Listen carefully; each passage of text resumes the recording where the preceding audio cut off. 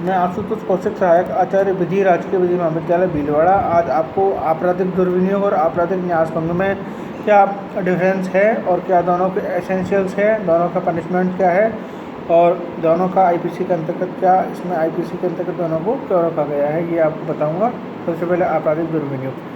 आपराधिक दुर्विनियोग IPC section 403 के अंतर्गत जो कि दे रखा है, और धारा 403 कहती है संपत्ति का बेईमानी से दुर्विनियोग करना, यानी कोई प्रॉपर्टी है, उस प्रॉपर्टी का आप उस संपत्ति के मालिक नहीं हो और आप उस संपत्ति का गलत तरीके से अपने लिए उपयोग करते हो, तो ऐसा कार्य भी एक अपराध की श्रेणी के अंतर्गत आता है और भारतीय दंड संहिता की धारा 403 में उसको दंडित करने का जो प्रावधान है वो किया गया है। जो कोई बेईमानी से किसी जंगम संपत्ति का दुर्विनियोग करेगा या उसको अपने उपयोग के लिए संपरिवर्तित करेगा, वह दोनों में से किसी भांति के कारावास से जो 2 वर्ष तक हो सकेगा या जुर्माने से दोनों से दंडित किया जाएगा। ये हो गया उपबंध। इसका दृष्टांत दे रखा है के दृष्टांत में क्या दे रखा है कि यह की संपत्ति को उस समय जब उस संपत्ति को लेता है यह विश्वास रखते हुए कि वह संपत्ति उसी की है, यह के कब्जे से सद्भावना पूर्वक लेता है, क्या चोरी का दोषी नहीं है। लेकिन यदि अपनी भूल मालूम होने के पश्चात वह उस संपत्ति को बेईमानी से अपने लिए संपरिवर्तित कर लेता है, अपने लिए उपयोग में ले लेता है, तो ऐसी स्थिति के अंतर्गत इस अपराध का वह दोषी माना जाएगा। तो धारा 403 के अंतर्गत जो संपत्ति का बेईमानी से दुरुपयोग है वह चल संपत्ति का होता है। धारा 403 केवल चल संपत्ति के संदर्भ में ही लागू होती है। अचल संपत्ति का धारा 403 के अंतर्गत दुर्विनियोग नहीं होता है, यानी कि धारा 403 केवल चल संपत्ति के संदर्भ में ही लागू होगी। और यह जो अपराध है यह जमानतीय अपराध की श्रेणी के अंतर्गत जो कि वह आता है। अब धारा 404 के अंतर्गत है ऐसी संपत्ति का बेईमानी से दुर्विनियोग करना जो मृत्यु के समय मृतक व्यक्ति के कब्जे में थी। यह धारा 403 का ही एक आगे विस्तृत किया हुआ रूप है। वह उस संपत्ति के संदर्भ में प्रावधान करता है जो मृतक व्यक्ति के कब्जे में कोई संपत्ति थी। तो इसके अंतर्गत है जो कोई किसी संपत्ति को यह जानते हुए कि ऐसी संपत्ति किसी व्यक्ति की मृत्यु के समय उस मृत व्यक्ति के कब्जे के अंतर्गत थी और तब से किसी व्यक्ति कब्जे में नहीं रही है और जो ऐसे कब्जे का वैध रूप से हकदार है, अब बेईमानी से वह दुर्विनियोग करेगा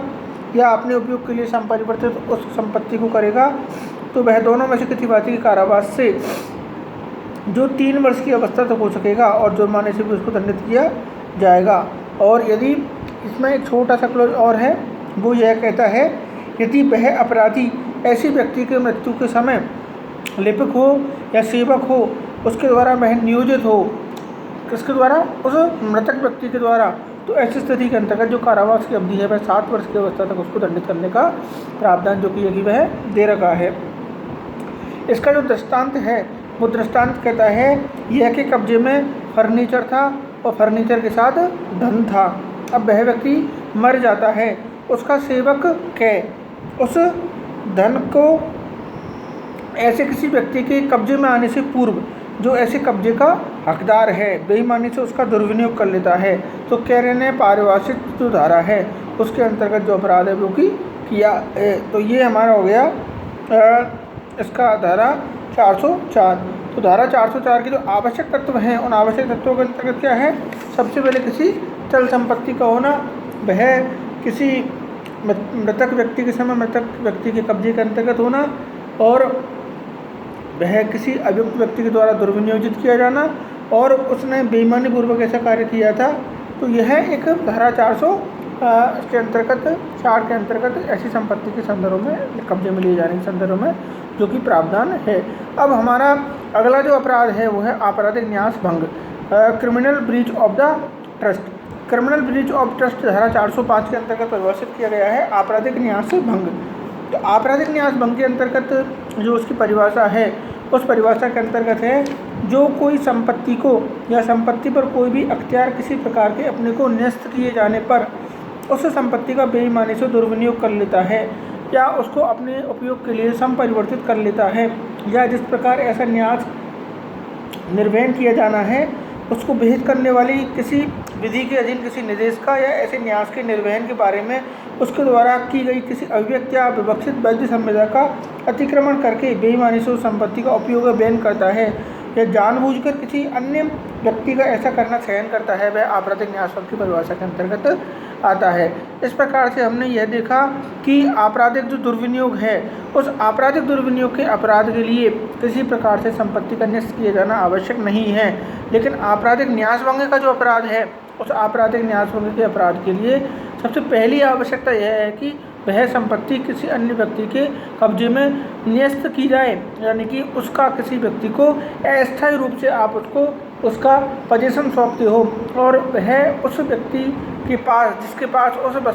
वस्तु का जिस वस्तु को आप सौंपते हो पोजीशन है, उस वस्तु को वह अपने उपयोग के लिए संपरिवर्तित कर लेता है। तो उस अवस्था के अंतर्गत ऐसा जो अपराध है वह आपराधिक न्यासभंग की परिभाषा के अंतर्गत आ जाएगा।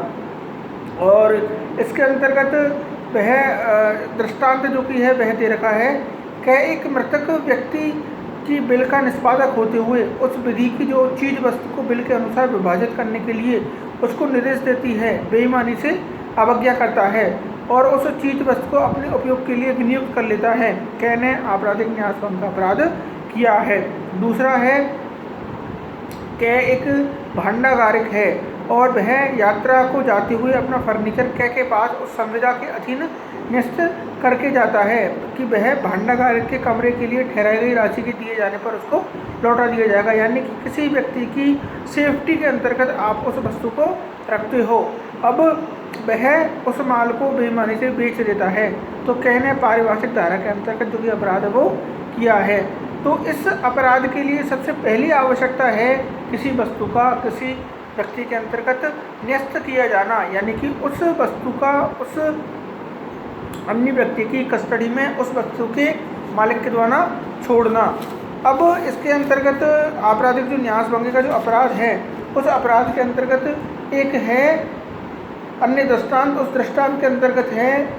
भूमि या जल से ले जाने के लिए यानी के पास जो वाहक है संपत्ति को क्या किया है, न्यस्त। अब क्या उस संपत्ति का बेईमानी से दुर्विनियोग कर लेता है, कहने आपराधिक न्यासभंग का अपराध जो कि किया है। तो इसके लिए सबसे पहली आवश्यकता जो कि है वह है संपत्ति को किसी अन्य व्यक्ति के अंतर्गत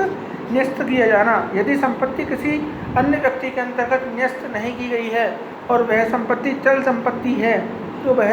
संपत्ति का आपराधिक दुर्विनियोग होगा और धारा 403 के अंतर्गत उसको हम दंडनीय करेंगे। लेकिन यदि संपत्ति किसी व्यक्ति के अंतर्गत निहित की गई है, न्यस्त की गई है और फिर उस संपत्ति का दुर्विनियोग होता है तो ऐसी स्थिति के अंतर्गत वह आपराधिक न्यासभंग की परिभाषा के अंतर्गत आएगा। तो आपराधिक जो न्यासभंग है उस न्यासभंग के अंतर्गत इसका जो मुख्य जो उसमें शब्द है वो शब्द कौन कौन से हैं, किसी भी ढंग से, in the any type of matters, दूसरा मैनर्स, दूसरा है न्यस्त किया जाना यानी इंटरेस्टेड उसको किया जाना, तीसरा है प्रॉपर्टी यानी संपत्ति और चौथा है उसका बेईमानीपूर्ण ढंग से, यानी कि बेईमानीपूर्ण ढंग से उस संपत्ति का अपने प्रयोगों के लिए लिया जाना भी आपराधिक न्यासभंग की परिभाषा के अंतर्गत जो किया है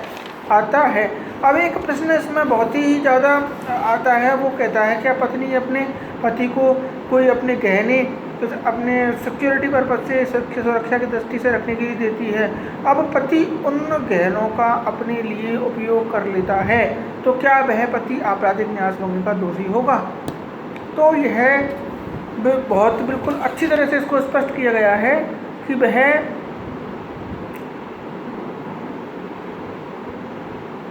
पति उस अपराध का दोषी होगा। क्यों? क्योंकि हिंदू जो इसका जो उत्तराधिकार का अधिनियम है उसका सेक्शन 14 है, वो कहता है कि पत्नी अपनी स्त्री धन की संपूर्ण रूप से वह मालिक होती है और यदि वह अपना कोई सामान अपने पति को एक सुरक्षा की दृष्टि से देती है तो ऐसी स्थिति के अंतर्गत पति उसका अगर मिसयूज करता है तो वह आपराधिक न्यासभंग के अपराध का दोषी माना जाएगा। इस प्रकार से आज हमने धारा 403, धारा 404 और धारा 405 जो आपराधिक न्यासभंग के संदर्भ में है ये हमने इसको पढ़ा। अब धारा 5 के अंतर्गत केवल आपराधिक न्यास भंग आदि के बारे में जो कि बता रखा है, और इसमें जो अन्य जो धारा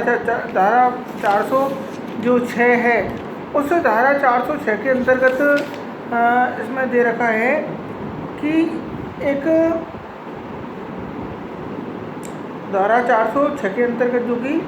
आपराधिक न्यास भंग का ही एक प्रकार जो कि वह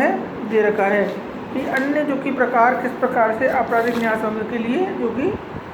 पनिशमेंट है, उस पनिशमेंट के बारे में दे रखा है धारा 406 के अंतर्गत आपराधिक न्यास भंग के दंड के संदर्भ में। तो आपराधिक न्यास भंग का जो दंड है वो है, जो कोई व्यक्ति आपराधिक न्यास भंग करेगा वह दोनों में से किसी भांति के कारावास से तो 3 वर्ष तक हो सकेगा, या दोनों से, या जुर्माने से, या दोनों से उसको दंडित किया जाएगा। तो अब यह हो गया हमारा धारा 406 के अंतर्गत। धारा 407 के अंतर्गत है वाहक के द्वारा आपराधिक न्यास भंग, यानी कि जो कंपनियां हैं, कोरियर कंपनियां हैं, उनके लिए भी हम अपनी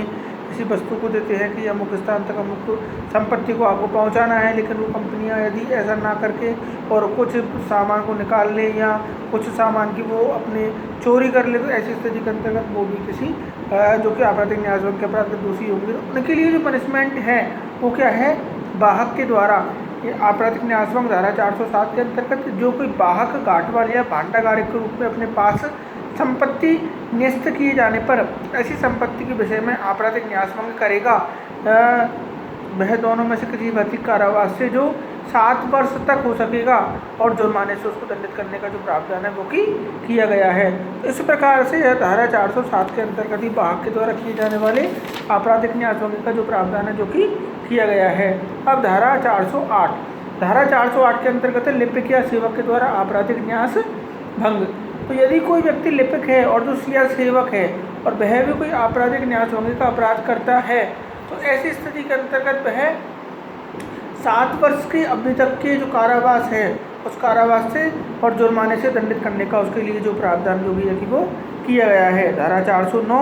धारा 409 में है एम्बिजलमेंट की जो कार्रवाई होती है, गबन की जो कार्रवाई होती है वो धारा 409 के अंतर्गत होती है आईपीसी में। तो धारा 409 के अंतर्गत है लोक सेवक के द्वारा, यानी पब्लिक सर्वेंट के द्वारा। अब लोक सेवक को परिभाषित कहाँ किया गया, धारा आईपीसी में सेक्शन 21। तो लोक सेवक के द्वारा या बैंकर, व्यापारी या अभिकर्ता के द्वारा आपराधिक न्यास भंग। तो जो कोई लोक सेवक के नाते या किसी बैंकर, व्यापारी, फैक्टर, दलाल, अटॉर्नी या अभिकर्ता के रूप में कारोबार के अनुक्रम में कोई संपत्ति या संपत्ति में कोई भी अख्तियार अपने आप को न्यस्त होते हुए उस संपत्ति का आपराधिक न्यास भंग करेगा, वह आजीवन कारावास से, लाइफ टाइम इम्प्रिजनमेंट LI, आजीवन कारावास से या दोनों में से किसी बात कारावास से 10 वर्ष की अवस्था तक हो सकेगा और जुर्माना भी दंडनीय किया जाएगा। इस प्रकार से आपराधिक न्यास भंग का यह सबसे अधिक गहनतम से गहनतम स्वरूप जिसको माना जा सकता है सेक्शन 409 को। तो आज हमने आपराधिक दुर्विनियोग जो चल संपत्ति के संदर्भ में होता है, आपराधिक न्यास भंग जो चल के संबंध में भी हो सकता है और अचल के संदर्भ में भी हो सकता है। तो आपराधिक न्यास भंग, आपराधिक दुर्विनियोग दोनों के अंतर्गत डिफरेंस को देखा, दोनों के एसेंशियल्स को देखा, पनिशमेंट्स को देखा और type of criminal breach of the trust जो हमने 407, 408 और 409 के अंतर्गत जो कि पढ़ा था। तो आज की कक्षा में हम केवल इतना ही पढ़ेंगे। आगे के जो चैप्टर्स हैं उनमें जैसे हम प्राइवेट डिफेंस है या कोई भी अन्य जो टॉपिक है वो पढ़ेंगे। आज के लिए बस इतना ही सफिशिएंट। ओके।